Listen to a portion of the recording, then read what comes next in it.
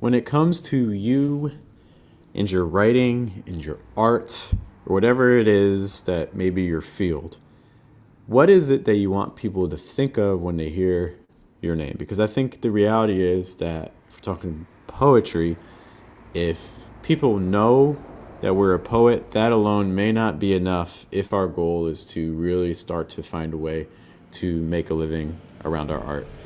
Good morning, guys. Good evening, good afternoon. Welcome to Arts and Offers. This is our video podcast from Diverses, where we talk about trying to find that connection between our creative work and business, trying to reach creative and financial independence. There's me. Hello, guys. My name is Jeff. It rhymes with breath. Joining me soon, stuck in traffic a little bit right now, is our co-host Matthias. He'll be through in a minute.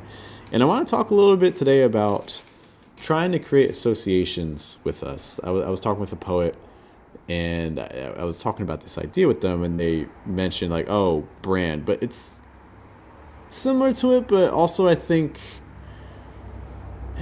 sometimes when we hear the word brand, it automatically kind of sends us directly to business, and then that can make some people feel a little bit icky, although some of that's just due to framing, so we may want to discuss about that. But what I'm really thinking about is, with your own art, I think it also kind of demonstrates a greater awareness of what it is that your art is doing that is unique in the world, because what you're doing artistically is not the same as what your friend may be doing artistically, even if you both like each other's work. I was working with this one poet on editing, for instance, and she was talking about this one poet that she started a poetry friendship with, like they're swapping poems and things like that. And she's mentioning that, part of the enjoyment she gets is that her style and her partner's style is so drastically different, but that actually helps. And I think that also leads to a greater association too. If you're able to make that determination, then you're already kind of identifying some things that you're doing artistically that maybe you're not even putting a name to it. And it can start with some basics. When it comes to writing, there's different types of poems. For instance, there's like your lyric poem, which tend to be a lot more emotional based. It's not necessarily about, necessarily going in chronology or telling a linear story, versus like your narrative poems, which are doing more of those things. They have a set story in mind, often in order. Or maybe, for instance, more like irony or satire based work. All of these have different functions. So even just kind of starting by identifying, what kind of art are you making? Then maybe kind of asking yourself, maybe what are some of the artistic choices that you're making in your work. For instance, if you're a painter, maybe there's a specific medium that you use. And maybe it's not just the medium, but it's like how you use the brush. Are you a person, if you're a painter, like, are you doing like long strokes? Or are you doing more points? From an artistic point of view, like speaking for myself, there was a time where I was doing a lot more form-based work. So sticking to meter, sticking to set rhyme schemes, sticking things like I ams and trochees and things like that. Nowadays, I've shifted a lot more to free verse, but one of the things that I think really I try to home in on is my poems typically are not using punctuation. And not only, and I think this can be helpful for us too, not only is it about the decisions that we make artistically, but also maybe the reasonings for it. So for instance, why, issue like punctuation? Well, I find that it's actually a limiting thing, and it takes away some of the surprise and ambiguity and multiple layering, when you have punctuation, because it confines. Whereas you remove the punctuation, suddenly things become a little bit open to interpretation, but not to the point where it creates confusion, or at least that's the goal. That's the obstacle, right? The challenge with not using punctuation is still creating a coherent piece, so that's kind of something that I home in on in my own writing, and that's the reasoning for it. So just like some things to start off with, maybe thinking about how would you define your writing style or your artistic style, and then what's the motive behind that. And the greater you can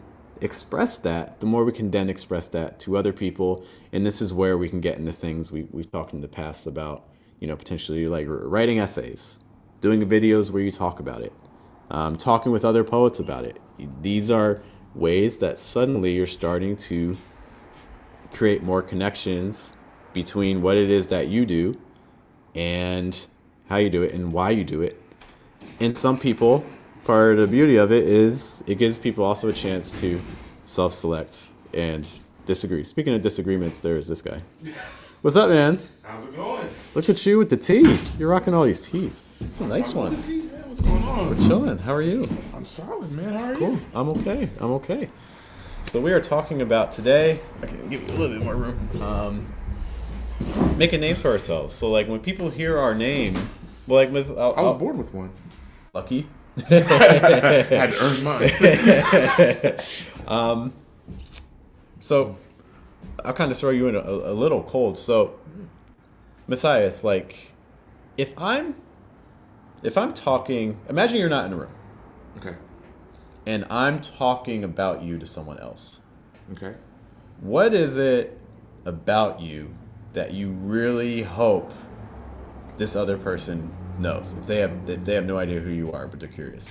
I think at this point that maybe it depends on who you're talking to. That's always. Let's imagine someone who's potentially interested in what you're doing artistically. I would hope that you tell them that I do film, interview, and documentary work. Okay. So then my next question for that, and I hope this is, that's the kind of question I think we all can kind of level with ourselves a little bit. Mm-hmm.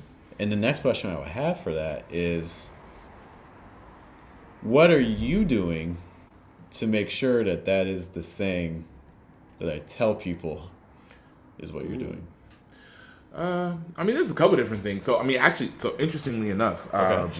So yesterday, actually, one of our friends, Tasha, she, and I'm sorry because I can't remember like the entirety of the title, but she just was appointed as like a commissioner like over like immigrant affairs for it was like a really huge, like it's a huge. At Zora's or at somewhere else? No, it's like it was at the we're at this courthouse, like it was crazy. Okay, Tasha, let's go. I got video is that the video's actually done, but it just exporting it out was like taking forever, that I didn't have time for that. I will have time for it like in the next couple hours, but which is really cool because when I came there, there's a whole bunch of people that we knew that we were familiar with, but then there was a lot of people that like weren't familiar with me, and so there's a lot of people that were working in the chamber. There's a lot of people councilmen and stuff like that, and it was really cool to be able to kind of talk to everybody because again I think I was the only video other people some of the other people that were appointed yesterday.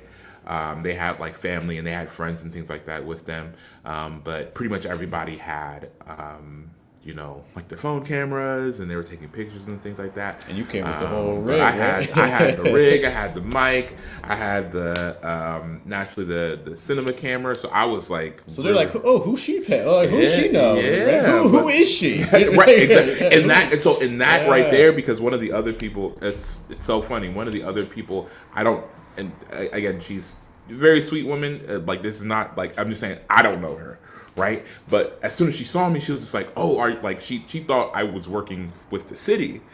She thought the reason that because I had and also I was wearing because I had the all black, and what I'm saying, if you know anything about production, your camera guys are typically wearing all black, and so I had the all black on. I had a little kind of monitor thing hooked up, so it looked like there was a kind of an official rig attached, and again when we were there, people were trying to talk to me while I was recording, I would have to keep reminding like, okay, I have to like stay in production because I have like a shotgun mic on this thing, or also, but like I'm behind the fourth wall, like I can't be seen. But which is all just to say that like in that space, in that capacity, I pretty much showed up. Like I'm not getting paid for this, but like it's a friend of mine, and I'm like, if I'm gonna be there anyway, you know what I mean, to kind of support this space, like, and I'm trying to push myself, I'm trying to push my craft, something I would have done as a part of like kind of putting in your 10,000 hours, right? So it's like, man, like you have to look for opportunities to create video, to create, you know, like that's a small 3.5 minute documentary that while I'm creating that documentary, which is like, you know, in which the process of that is like kind of, I would liken it to production, but it's like, you know, nobody's kind of following my rules or, you know what I mean? Like, but I'm just like kind of there recording and documenting. But I'm fairly official in that capacity as far as like how I interact with this space, and also like interacting with people in that space. You know what I mean? I'm not going around like, oh, I'm just joking around. This is just a friend or something like that. I'm like, I'm very serious. Like, okay, like, hey, like, let's get this shot. Let's try to do this. And when people are interacting with me, like if like in the spaces I was interacting with people, I'm talking to them about my platform. I'm talking to them about.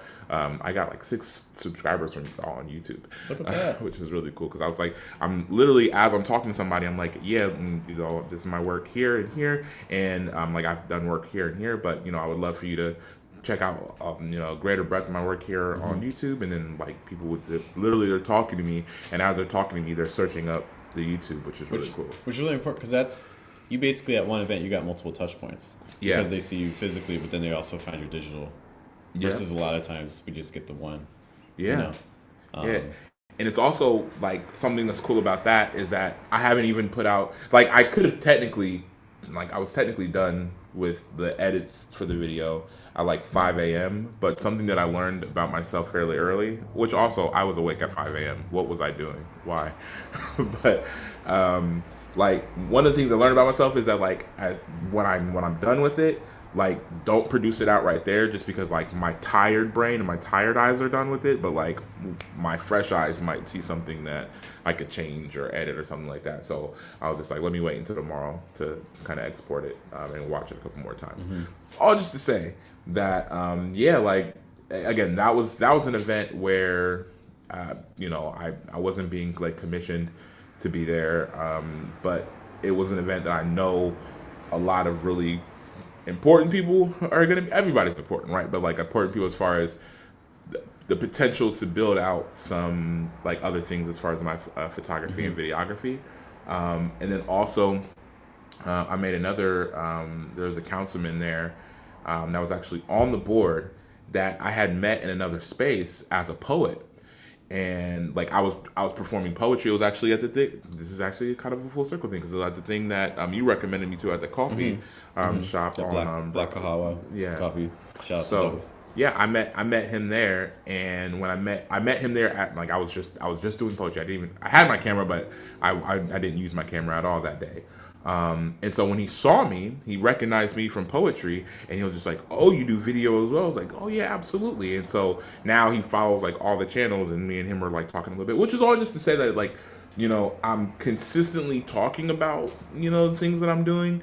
And you know what I probably could have done better at the coffee shop is expressing that, hey, I'm also doing video, because it should not be a surprise to somebody that's already met me and talked about like my work that I do video, because like I'm really trying to push that. So yeah, just always talking about what you're doing, always talking about like experiences, and you have to really seek out spaces as opposed to waiting for them to come to you. Kind of seek out spaces to kind of engage with your craft. And I think also importantly is that what's going to happen to Tasha afterwards? People are going to see that she was followed around by this guy dressed in black in a good way. It's not even the CIA this time. It's no van or anything. The Eagles landed. You know, and like with all this gear and stuff. So people, in some ways that makes Tasha more memorable as well. Yeah. Because no one else had that. But then also people can come up to say like something like, wait, why was that? Like, you know, it's like people like asking questions and things like that, you know? Yeah. And so I think that speaks to one, also the power of presentation and attire, because that gives people, people immediately form impressions and judgments based off of that. So, if there's a specific aspect of your art you're really trying to focus on, that's one way that you can already convey that immediately to the world. For instance, if you're a photographer, for instance, all the things you could do with that, you could literally have a shirt that says "I'm a photographer," right? Yeah. Or I do have. I have right? one. I have one that says like I'm a director, like my wife Yeah. gave me, which is like people always ask. Actually, one of our page actually as soon as she saw it, she was like, "We need those shirts, like those exact shirts," just because it's a cool way to be able to communicate a message, and then a lot of times they follow up and just ask you like, "Hey, like what do you do like this?" Yeah. So that's when we're talking again about when people hear your name or when they think of you, what do they actually think of? I think those are ways you can convey that. You talk about photography. I think we talked about this before. Like there's a lot of similarities between photography and like tactical equipment, like military equipment. Yeah. Like there's a lot of like the all black, the thing. carbon. Yeah. Like there's a lot of straps. You could think of like the lenses and things like that. There's a lot metallic, of the metal, the scopes. There's a lot of like similarities between it. So like just by wearing that around, automatically can kind of convey things. Yeah, wearing like having an outfit that's like built out for like utility and not fashion is kind of, because like people are always asking whenever I'm wearing like the harness thing, like for the camera, like people are always like, what is that, like what are you doing with that? And I'm like, oh yeah, it's like for the, and then you can have another conversation with them about the camera work. Yeah, and I think that's one of the things that it invites the conversation, because normally if you're just wearing like a t-shirt and he's wearing this stupid thing, but no one's gonna, it fits. We talked about system. It fits the system and how people dress normally. So like, there's nothing to comment on. That's almost the point. Is that it's a way to disappear, versus, and it's gonna be scary if you're not used to that. Trying to intentionally convey a message, because most people aren't trying to do that. They're trying to do the opposite. They're trying to disappear. What is the message you're trying to convey, even just with? That's why it's called a fit, because you're trying to fit in. It's not why it's called fit, but yeah, we could. That's wrong. but yeah, I like the connection though. So, and that can be also something that people make comment, and I think a lot of times, especially like with artists, you can see people. I don't want to say like ridiculous, but like the very bold choices. Like you see people with like old style hats, like for like fedoras, or even like top hats sometimes, or like there's somebody that's wearing a fedora right now that didn't know that it was an old style. They just thought they were. There were two separate things. A top hat though, but or like a bowler or like that. Or so you see some people doing facial hair. There's an idea that like almost like having like a imagine your silhouette. Would people be able to identify who you are just based off your silhouette? It's like having like a distinctness versus are you just kind of blending in? So it's about all those things about being identifiable, and how can that silhouette kind of convey who you are? You could even like potentially use that for like a logo or something like that. If you have something that's like really definable. Look at like you look at the NBA. Look at like Anthony Davis with like the unibrow and stuff like that. I was gonna say Anthony Davis like just holding his knee on the ground. I could tell that silhouette. It's like things like that where we're becoming immediately identifiable. Yeah. We've talked about before the concept of like poetry, and I was at a workshop. I was leading a workshop yesterday on haiku and like short form, and one of the things I do a lot more of is make a lot more references just to like my like language teaching background, whereas before I didn't do that as much, but now it's like a really it's an asset, because there's so many connections between languages and speech and presentation and writing and communication in general. Like they're not opposite fields. So Yeah. that's one thing that I found really helpful for me in my own art is like bridging that gap between, like language instruction, language learning, and communication and poetry. They're not actually separate fields. They're all actually linked, and I showed people how. Yeah. I mean, one of the things that I also like kind of talking to you kind of helped me kind of realize is that, I think you kind of have to take kind of a macro look. It's kind of hard because it's like you are yourself. And so it's kind of hard to like shed yourself of like that awareness and bring yourself into like this like kind of ultra awareness almost. But it's like I'm looking at all of the things that I'm interested in, and I have to really be able to kind of codify like, okay, like what am I interested in, or like what at a very core level, like what do these things have in common that are bringing me to them? You know what I mean? Like I could have been, I could have really loved hopscotch, but I don't like hopscotch, right? So like there's something about like that's like not in my core. Right. Like this is the thing that I want to do, or the business that I want to build up, or something of that nature.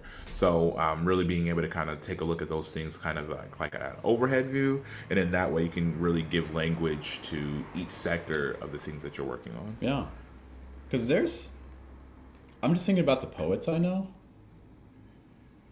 Like for instance, I think Zach Hanna. So Zach Hanna I know works. Shout out to Zach Hanna. Like I'm gonna push the clap button.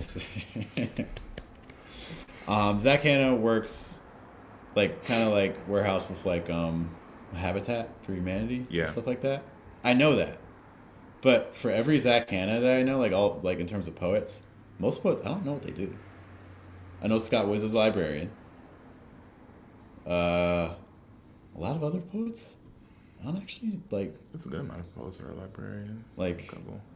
but there's also a lot of poets I don't know what their job is. Like I don't know what they do professionally. I don't know what they do.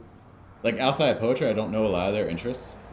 I know they're poets, and I think that's kind of a problem because I think that it's only one component of their identity. But the more we can lean into all the aspects of ourselves, I think that's where we start to really differentiate.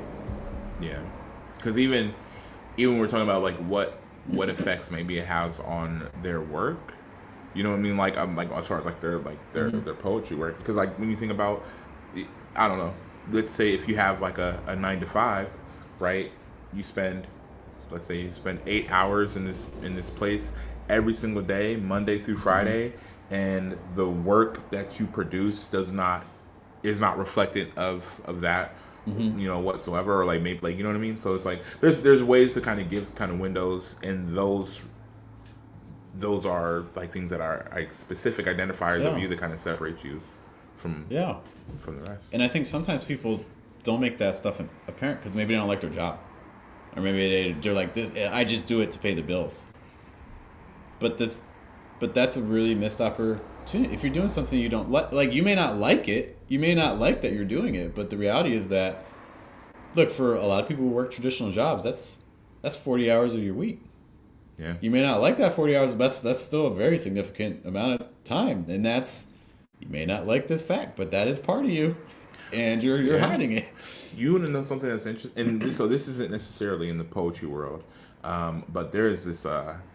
He's a content creator, I guess I would say, but he's also somebody who's like he was very, very good at branding, and he was very, very good at like kind of communicating like his life through his brand. And it started out like I can't remember his name is Jordan, but I can't remember like what his Instagram handle is. But he does this thing where he like kind of reveals secret recipes and stuff. Like he would reveal like secret recipes for like Chick-fil-A sauce and all this other stuff, or he would find something really interesting, like a food spot that had some kind of really crazy hamburger or something like that, or he would find like kitchen appliances that are super rare that you like never really see or anything like that, and he would like talk about it. He does this thing where he holds his phone up to the mirror and he like kind of zooms in and he's talking into the mirror talking about whatever the product is, right? And it's cool because I remember like years ago when he was like just in like the tens and 15s of thousands. That's when I kind of caught on, like, of like followers on Instagram. And while he was doing that, he was talking about like he would, I mean, he had a really good like traction. People were, he had like thousands of comments and stuff like that. Like, people were really kind of catching on to this guy. He was still working at like a pizza place, and he was talking about working at the pizza place. He was talking about his old, like, he still drove like this old truck, all this other stuff, and like he was doing that for like months.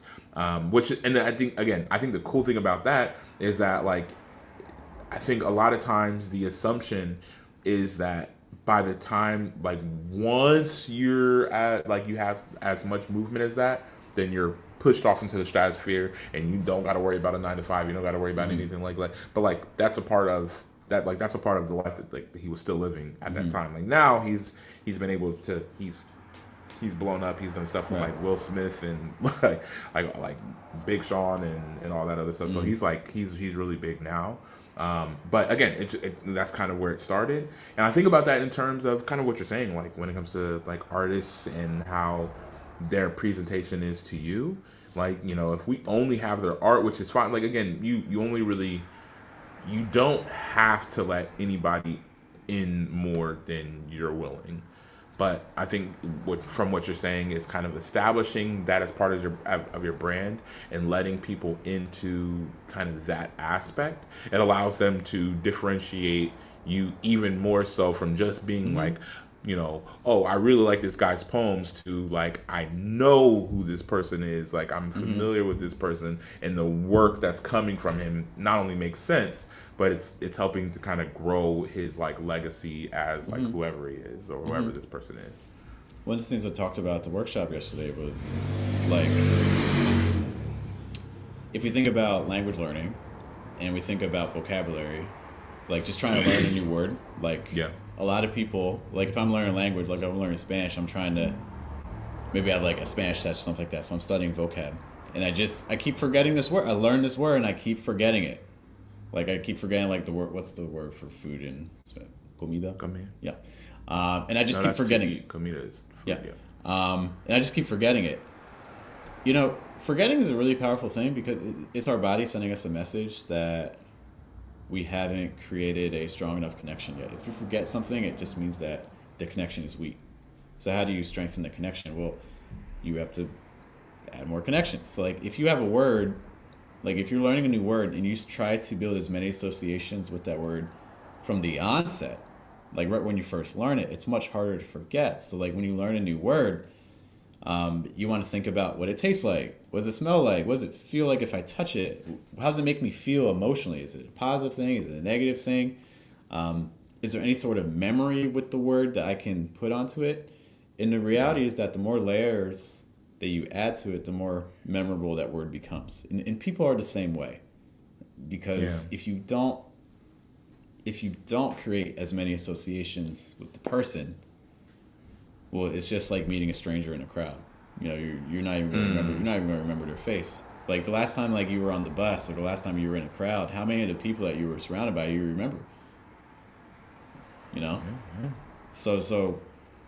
but if one person stopped you and they made a comment and they talked to you about something and they said like, oh, you like this? I like this too. And like something like that. Or they offer you some food or something. Now you're building all these different connections with them. So this is why like those like first impressions are really important, because we're really trying to flesh out as much as possible. And this is why, you know, a lot of people don't like small talk. But this is why I think like small talk is really valuable, because in small talk you can get into the topics, you know, even just on a surface level, that can help establish further connection later on.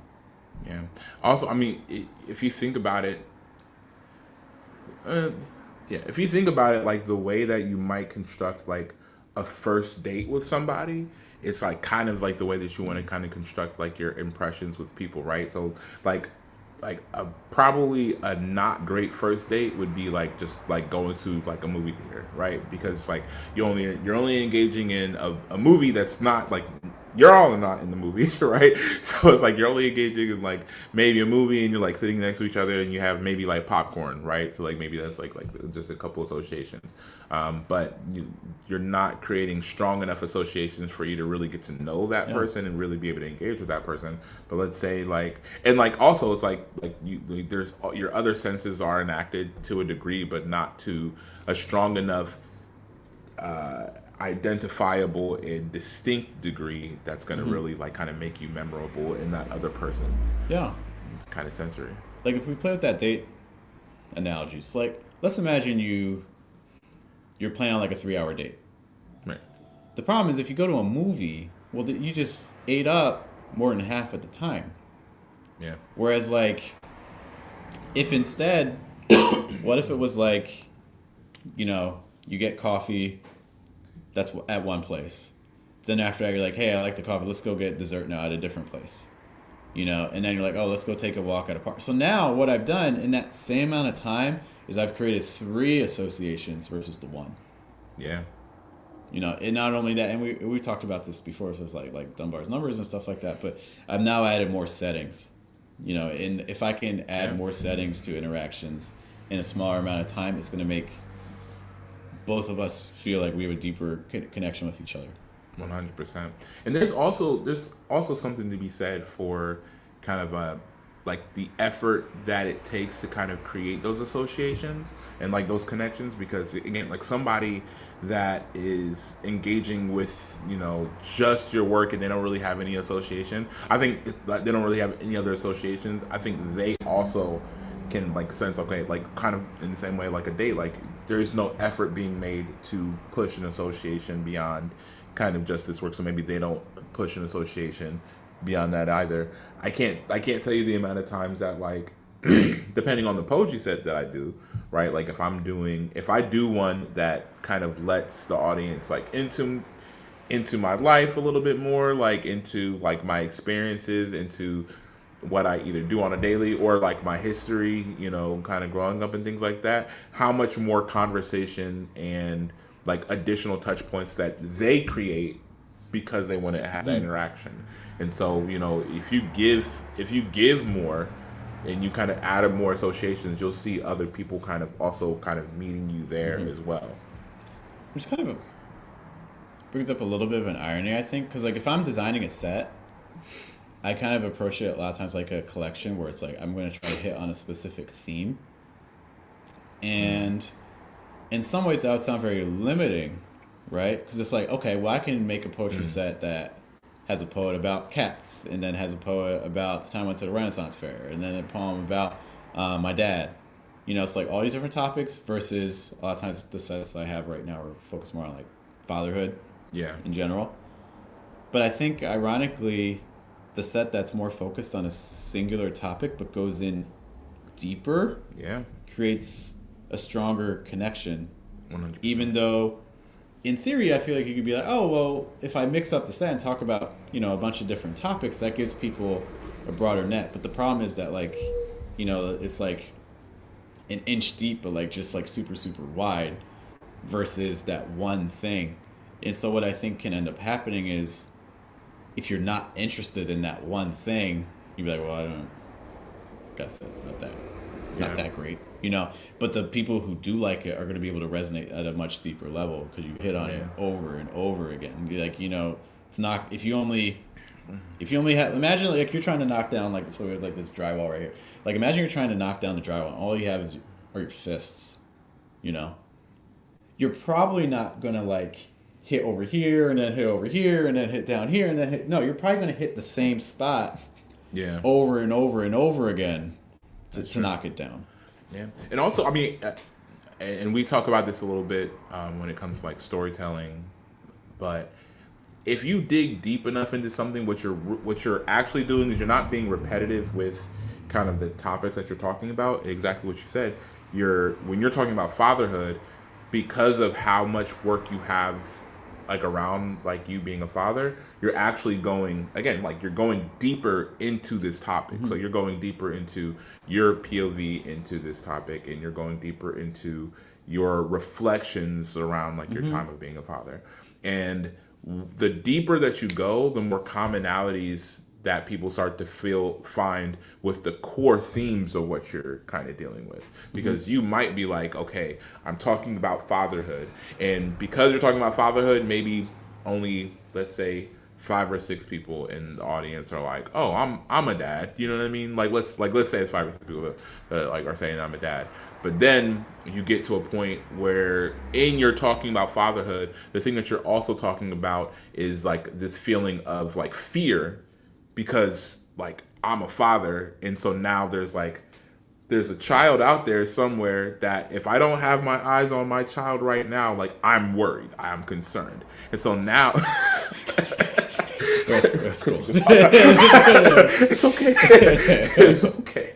But like, so not like now you're worried. So like now you've went from being just like, okay, like dad poem, Jeff, to fearful because you love this other entity, this other person. That it's also like it's different from like your relationship to your wife, right? Because like it's like a child, namely, and so like this, it's also these other really complex feelings that people, you might not be able to catch them at the dad part, but at that next rung down where you're going a little bit deeper, you're gonna catch more people, and then now you're like this joy or excitement of watching somebody grow and develop. That's something that like, you know, we're all old enough to either have either mentored youth or just known people that have grown up or just grown up with somebody. Now we can all kind of identify with that. So even if you're not catching them at the surface level of your theme, like because you're deciding to go deeper, there's core tenets of your theme that people are going to be able to identify with. Because like I even think about it when like I'm talking about like the Jehovah's Witness faith thing. Like I used to like really not talk about it because I'm like, it's like a really niche, weird like kind of thing. But that's actually the thing that makes it powerful. Yeah, well, it makes it. I think it's the easiest thing for me to really be able to navigate writing, because it's like I spent.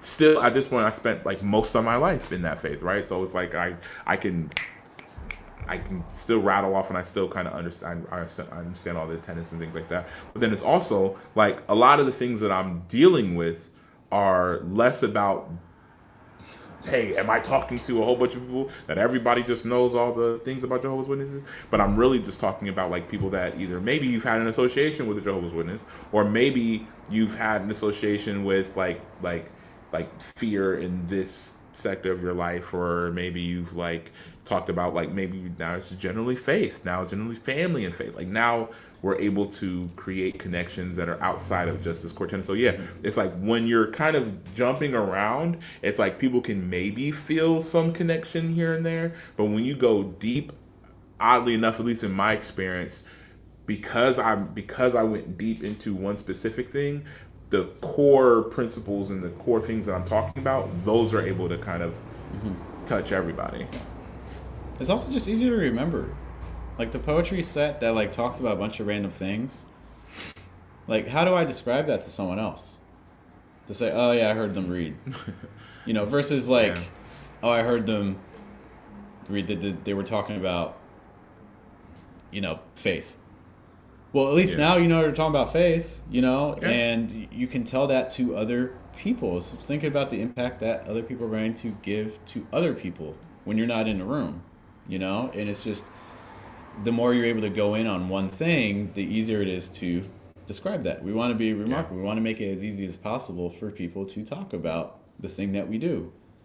And it's easier to say they're a poet that talks about faith than they're a poet, but I have no idea what. I don't even remember. Because the reality is that, you know, when you go to like a reading, you're not going to remember their poems. You know, you might remember a couple, but you're not going to remember every single word that they say. But they are going to remember how you made them feel, and they are going to remember, if you go deep on it enough, the general topic. You know, so that's another just quick advantage. If you just keep bouncing around on things, they're not going to have that. You know, because they're not going to remember, again, the specific things that you say. People have actually came up to me and talked about I was talking about like doing a poetry video, and I was talking about like doing a poetry video, and I think it was somebody that had saw that you were doing headshots, and I guess they did a little bit of a deep dive. They were like, "Oh yeah, like like you should try." Like they were telling me that I should try to like do some headshots, like with diverses, and I was just like, "Oh, yeah, I'll give that a shot." I'll reach out to him. I don't know if he'll respond, but it's just so funny because it's like, yeah, like I think you've established, you know, what you do in the spaces, and you establish your work. People have also talked to me about like your dad poems before, quite a bit actually. So it's just like, yeah, like you've established yourself in these spaces to where like now if somebody is talking about like you in either capacity, they're able to really kind of hone in, not just Jeff does poetry, but like they have a specific genre that they could like really lock in on. Like if I want to go for dad poems, like yeah, I'm probably gonna go to Jeff. And the thing is, they're probably doing that even if they haven't done the service, because most likely the person that was talking, Panda. That's right. That's who was like dad poems. I was like, yeah. But like, there are more people that know that I do free headshots than have gotten free headshots. For sure, yeah. You know, which is powerful. Yeah. Like that's, I don't want to say that's the point of the headshot. The point of the headshot is, to give people headshots. But another aspect of it is that fact of just getting the word out. And I haven't seen it. I haven't seen the actual movie, but like the movie Jobs, about like Steve Jobs. There was this scene of what's the other guy? The other guy who started Apple. Oh, Wozniak. Wozniak. So there's this like scene where Steve Jobs and Wozniak. It was somebody posted on Twitter for like they're like talking about like it's in the cinema kind of like dialogue, like ways to write dialogue and stuff like that. It was a pretty cool thread.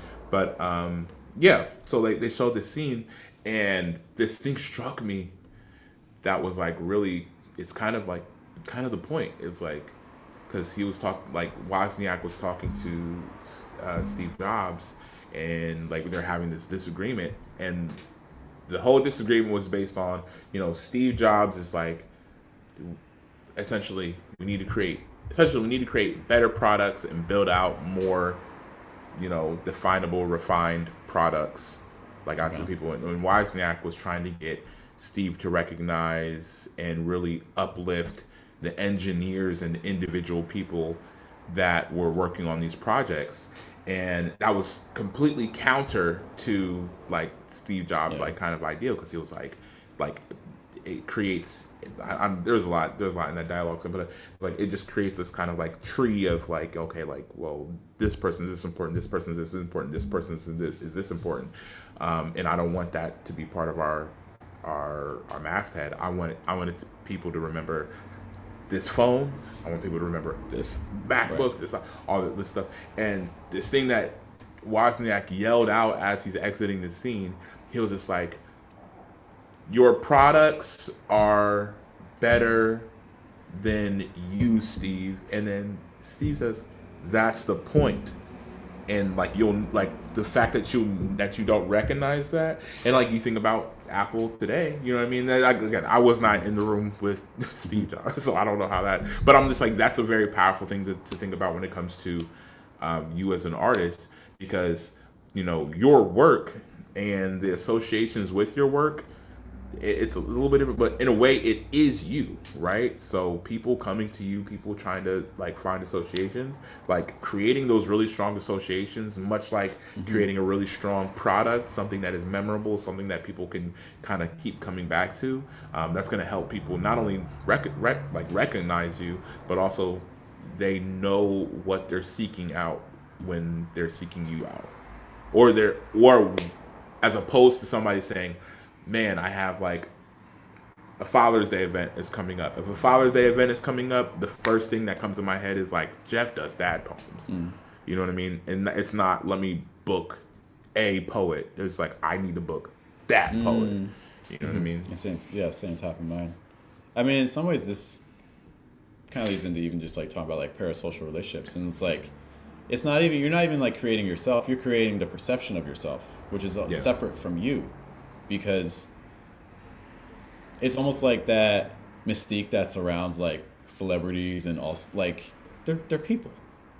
Yeah. They're just people. But because of all the things, you associate them with the movie, or you associate them with like the jump shot they made, or you associate Yeah. them with the championship. But at the end of the day, they're still just a person. But there's this dichotomy. There's the thing that they've created and all the aspects you associate with them, which is also them. Don't get me wrong, but it's like it almost becomes bigger than them. Yeah. You know, we're not making iPhones. We're making ourselves as artists, but that's also different than, to a degree, who we are individually. Yeah. And we're constantly just trying to grow that. 100%. I do need to head out to a meeting soon, but other kind of just general thoughts on this idea of like, creating those associations, getting known for a specific aspect. Are there other things that you think are important to kind of wrap on? I think being clear about what you want those associations to be yourself. Like I would even like make it like something like this, a hard, like written rule, something like either in your home or on your person. You know what I'm saying? Something that reminds you like, okay, this is who I am. This is what I do. And in that way, how you communicate in, maybe you don't act like this in like your super interpersonal spaces, but like, when you're out, when you're, at an event, or when you're just like around like kind of general kind of association and stuff like that, being able to, keep those things top of mind will help you to kind of be able to kind of push those things out into the world on a more consistent basis. So yeah, just having something like written down, like something like kind of hardwired. Even if you have like a phrase that you always say that like, maybe you don't got to do it like annoyingly, right? But like just something that is very consistent, and in that way, even somebody hearing that, they they think of you when they hear it. I even think about and I'll make this quick, but I even think about like when I used to work at this like sales agency, which was like kind of my first like big job.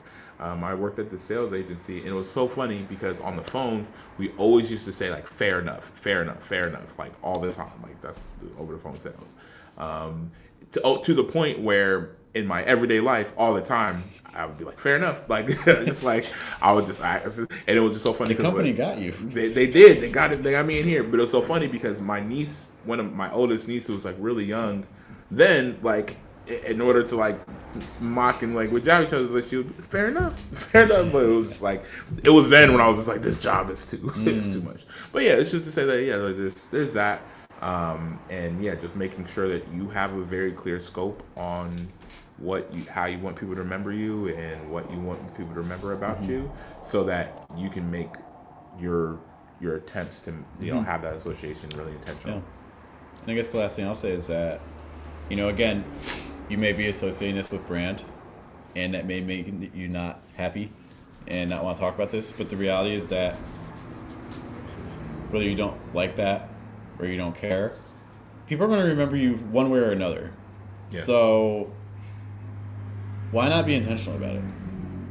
Why not be like, okay, they're going to remember me one way or another for something. So why not dedicate energy to how they're going to be remembering me? Yeah, 100%. Cool. Well, thank you guys for hanging out with us. Thanks for stopping by, Matthias. It was a pleasure, course. man. We'll be back next Tuesday. A couple things happening on Thursday. I think I have one seat left. We're doing a poet networking event. So we're right here at the space. We're getting some food and stuff like that. So come through. You need to register at theversuspoetry.com for that. Friday, headshots. Saturday, I'm recording some people. A couple people reading poems around the short north. So that'll be fun. And then on Sunday, we have open studio. So right here, I think Crash Matt is featuring, and potentially one other person. So if you want to do a set of yourself reading some poems for about 10-15 minutes, live stream on channel, come through. And then after that, we're doing a writing session from 8 to about 9 p.m. on Sunday, right here again at the space. You can find all that again if you just go to theversuspoetry.com or follow us on socials. I think that's it. So once more, my name's Jeff. Matthias. Matthias. We'll see you guys later. Hope you guys have a good day, have a good night, and a good afternoon.